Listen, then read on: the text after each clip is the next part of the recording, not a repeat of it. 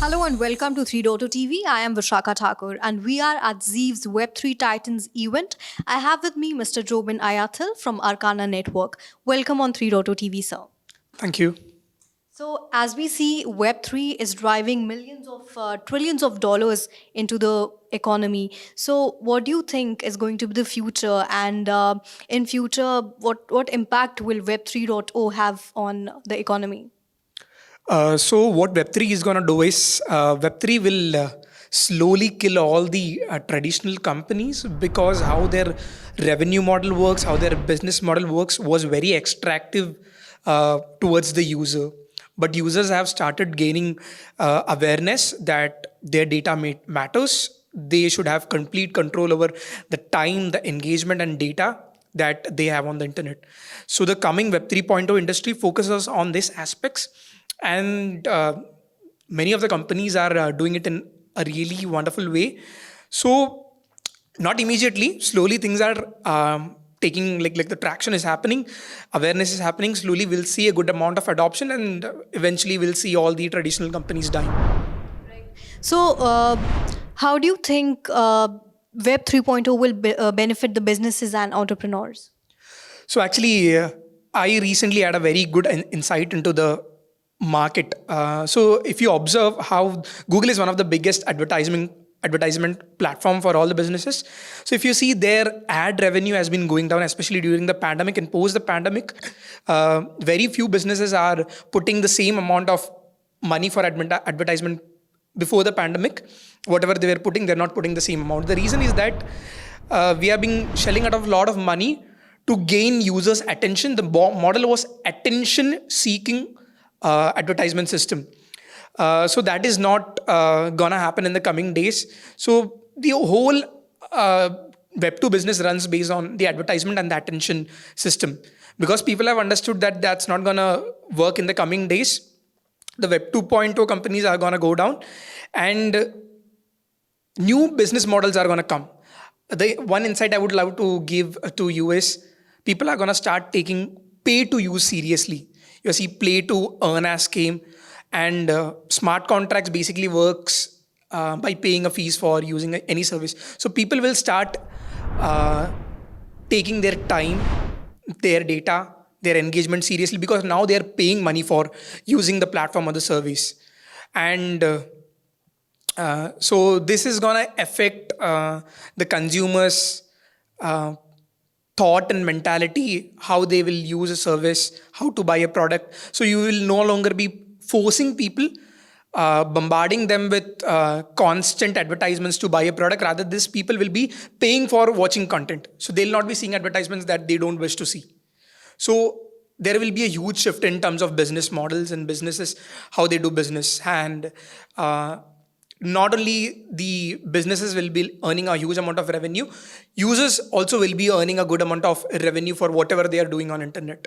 So you spoke about the revenue generation part, but it's a new space. So the developer hiring is quite painful right now. So how do you think it can be solved? So developer hiring can be solved. One of the best approaches in the past decade, you have seen that developers were hired in the traditional process. Like you have to go, you have to put a job vacancy, you put it out on the internet, people will see, come and run a lot of interviews. That has changed. And that basically the filtration system happens through certifications, degrees, and a lot of stuff. But that's not how somebody should be, judged or valued. Rather, it's their execution capabilities, their skills, how they are able to solve a problem. Okay, and that can be done through small sample, or a test situation where they show how they are executing their, showing their capabilities, how they are solving problems. The best scenario is coming up with hackathons, coming up with a small grants program. So now a lot of companies have came, Web3 companies have came with bounties. So rather than building within the team, small problems which are not that very critical, but still you need to build on that, you put out that as a bounty. So external developers come and contribute to their project, they build and they get bounty. That way you can verify whether these people have really good skills, they are able to actually solve problem rather than coming up with some 9 CGPA certificate and not eventually able to solve problems and build for the company. So hackathons are a very good place for that. And that is why you see Web3 companies sponsoring a lot of hackathons, engaging with developers through a lot of hackathons, fellowship programs, ambassador programs, hackathons, uh, and one very important program that is guilds, getting to the grassroots level. That is, developers start becoming early developers at universities or colleges. So if you go at that place, start interacting with them, and tease them at the right time, so they'll easily get into the Web3 space, and you will be able to understand how they are learning, what they would love to build, what infra they will need, what tools they will need. That's the right place. So you will see many companies right now building a lot of guilds in colleges, especially in India. India, it's growing massively. So Gen Z is the right target. Yes, That's what yes. you mean. Yes. What role the regulations are going to play in the coming future? So regulation is one of it's like right now Web3 has a huge potential. Where I would like to describe Web3 like a horse which has huge potential to run towards wherever it wants. Okay, the problem is like it can get deviated, it can get distracted or go astray. So what you do is you keep blinds on the either side of a horse so that the horse sees whatever is in the front and runs towards that. Without regulation, you didn't have a boundary. You could do anything. You could do extreme good things and extreme bad things. But with regulation, you put a boundary on or limit on whatever you are doing. So regulation will be like sort of like a teacher who scolds the student whenever something bad happens. So regulation is much needed. You can't keep on making profits in bad ways. You have to ensure that whatever is going, whatever is happening in the right way. It's good that everybody is cashing a lot of money, making a lot of money, but we have to check whether they are doing it in the right way or not. And regulation is something which will keep it in check. Regulation is much necessary. So what role blockchain is going to play in Web 3.0? Blockchain is the core tech behind Web3. Like I was sharing a couple of minutes back about the OTP approach, open, trustless, permissionless, transparency approach of blockchain.